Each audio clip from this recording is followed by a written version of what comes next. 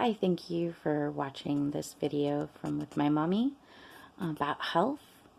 I wanted to do a video because about a month ago I started the keto diet, which is where you try to get your body into ketosis by restricting your carbs. Specifically, like sugar is a huge one. Fiber is not such a big deal, but sugar is the one that you're trying to avoid. So almost a month ago, I was hoping to do this after a month, but I felt so great today. I just was motivated. Almost a month ago, like 4 weeks, almost, I started the keto diet because I was very unhealthy. And every day I pretty much felt like I was dying to a certain degree or another. Every day varied, but most days was just exhausting and frustrating. So a couple of years ago, maybe 6 years ago, I was misdiagnosed with seizures because I was passing out every day. They thought I had epilepsy because it runs in my family.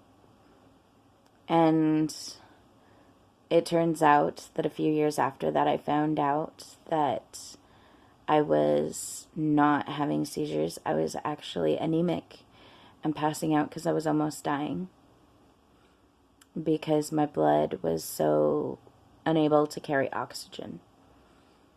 Before that, they had put me on a lot of birth control pills for PCOS, which I'm learning strips away a lot of your nutrients, and so you end up nutrient deficient in a lot of things. But specifically, I was severely anemic. And so I had to get blood transfusions like every day or every other day until they wouldn't give me any more. And then a friend told me about juicing fruits and vegetable juice. And so I got better after I did that. I did a 30-day cleanse where it was just fruits and vegetable juice.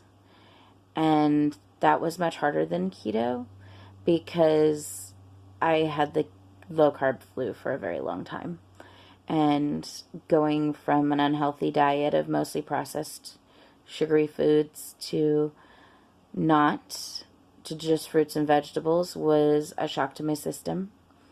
And so I had to go through withdrawals and deal with the cravings and the pain.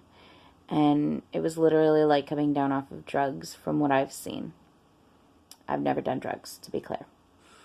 But it was so hard and so rough that I didn't really want to do that again. So I did maintenance, just increasing my nutrient quality of my food. And so I did not like vegetables before I started that. So that was so hard.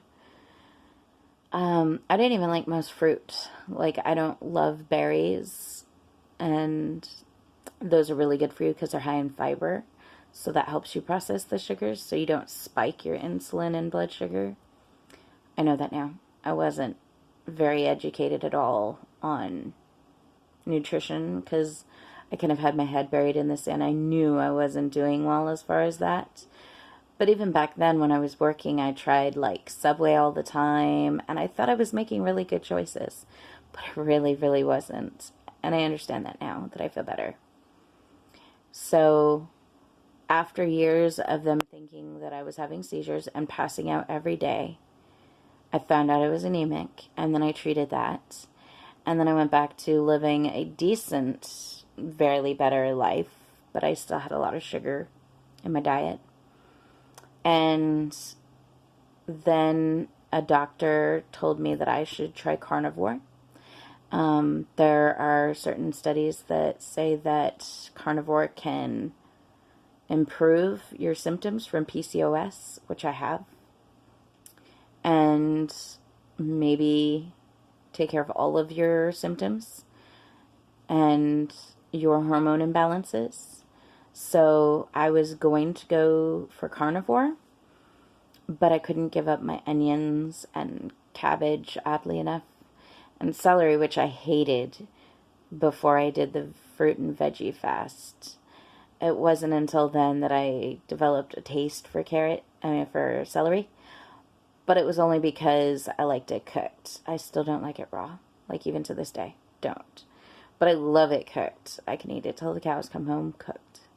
And I love carrots. And on the keto diet, I minimize my carrot use. Those are like special treats. When I'm trying to develop flavors, I use a little bit in the foods that I make. But I might use like a half a carrot for an entire pot that feeds our whole family. So to not feel like I need to be bedridden or worry that that's coming because of my size is huge for me. Because that's a scary thought when you can actually feel it starting to come. Like that could be a thing in your very near future. So I knew I had to change something, and my diet was out of hand at the very end before I started the keto diet. I think like the day before I started my keto diet, I had 3 large gas station sodas. I'm not bragging, it's embarrassing. But it's true. And I had like 3 ice cream cones that day, like 3 desserts, because I just crave sugar like all the time. If I wasn't currently having sugar, I needed sugar. And that was just because I was so unhealthy. I always felt that way. So last week we went on a road trip and I cheated after 3 weeks of being on ketosis. I felt great before I went on the road trip. But then on the road trip, we cheated, and I had everything that I had been thinking that I needed and wanted. I totally didn't. Nothing was worth it. After being without that kind of sugar for 3 weeks, I remember the first time I had a grape. It tasted so sweet. It was like soda because it was so ridiculously sweet. I had to do a jig and a dance. It was so funny. So after I started cheating, I felt so bad, literally right away. The first time I cheated and felt bad was, it wasn't even like I fell out of ketosis cheated. I just had dark chocolate that had way too much sugar. And I started shaking again right away. And the pain came back and the fatigue. I felt so tired that I was having trouble just keeping my eyes open. But that went away that day because it was just a small, tiny, like, shell of chocolate that was dark chocolate, so I thought it was okay. I was mistaken. It was extremely high sugar dark chocolate. So even though it didn't have the milk in it, it had added sugars, which was not good for me. So I went on a cheat week when we were on our road trip, which is kind of why I haven't posted anything about the road trip, because I felt so awful since I've come back. Like, loved our road trip. It was amazing. I can't wait to show you guys all the fun we had. That's for another video. But actually being off of our diet, none of us felt right, and it was rough. But I got to try everything I thought I wanted, except for biscuits and gravy, and I didn't do cake. And I feel like there was something else. Didn't matter. Anyways, I didn't want to try biscuits and gravy because nothing tastes the way it should, like the way it did before I did this diet. Everything kind of tastes highly processed, super sugary, almost artificial. Mostly because it is, but it was really interesting going off because I felt so awful and I couldn't wait to get back on my diet. And now I know that when I was dieting before I stopped working, one of my friends told me that nothing tastes as good as skinny feels. And in my ignorance, I laughed at her because I knew how everything tastes. I didn't know how skinny felt. I've not been skinny since I was in elementary. So I totally had no idea what she was talking about. I still don't know how skinny feels, but I feel really good. Like, I'm okay with my size right now, even though I need to lose more. Even though I want to get healthier. I'm not to my end, but I feel so much better just not being where I was. So we were sitting there, and one of my friends told me recently that I should change that. It's not nothing tastes as good as skinny feels. It's that nothing tastes as good as healthy feels. And she is so right. Every moment of every day, I don't want to forget that nothing tastes as good as skinny feels. And my mind has been the problem since the start. I didn't have any hunger pains on this diet. I didn't have any low carb flu like I did when I was juicing, because I did a fruit and vegetable juice fast for like 30 days. And I went through the low carb flu so hard. And the sugar withdrawals. I went through sugar withdrawals with this, but it was all mental. It wasn't physical at all. Once I started the diet. So some of my symptoms persisted into the diet, obviously, until I got to ketosis and got to working on fixing them. But I feel great when I'm in ketosis. I'm back today. I'm in ketosis after cheating for a week. I do not suggest cheating to anyone, but I highly suggest ketosis. It's great.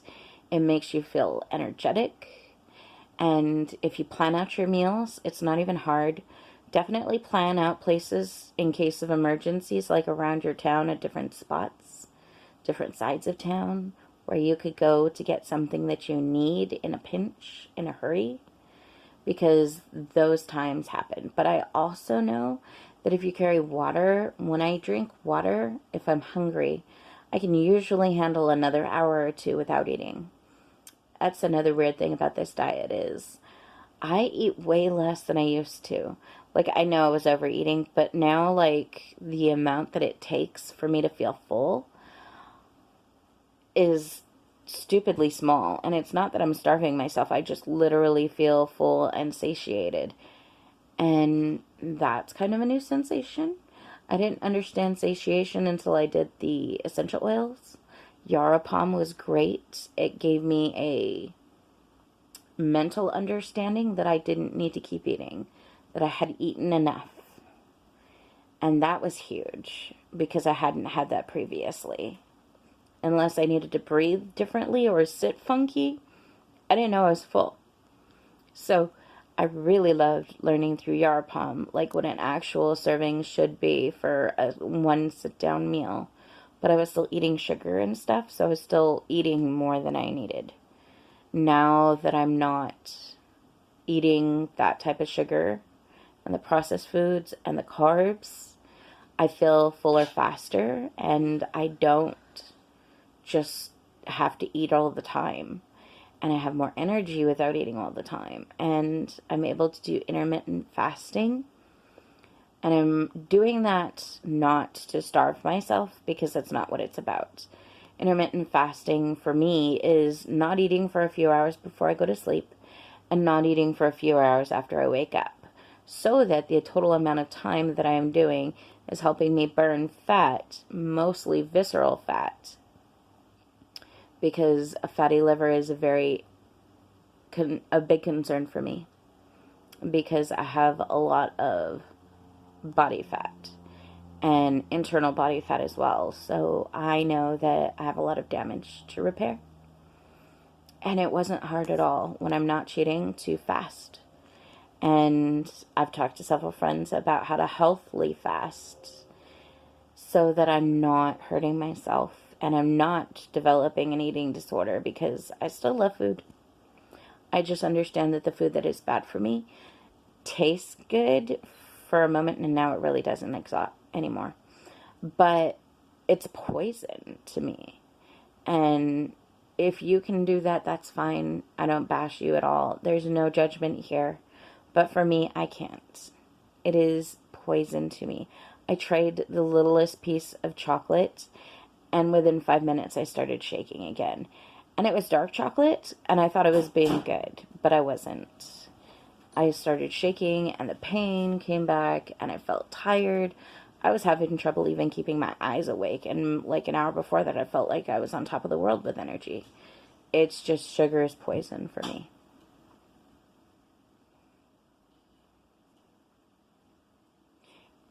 if you want help or information, suggestions, I'm not a doctor.